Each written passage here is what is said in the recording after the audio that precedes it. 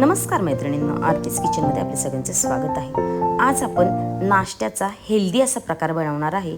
त्यासाठी मी इथे काही भाज्या चिरून घेतलेल्या आहे। कांदा, टोमॅटो, मिरची आणि गाजर घेतलेला आहे किसून। तर आपण बेसनचा चीला पण हेल्दी असा बनवणार आहे।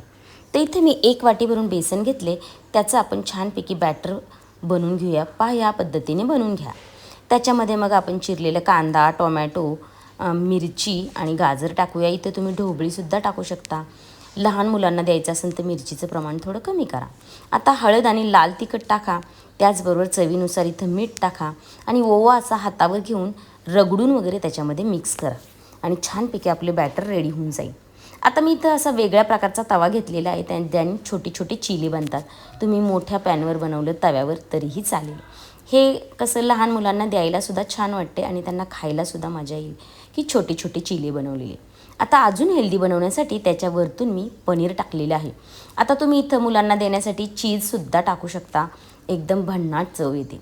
2 मिनटासाठी गॅस बारीक करून मी त्याच्यावर झाकण ठेवलं होतं।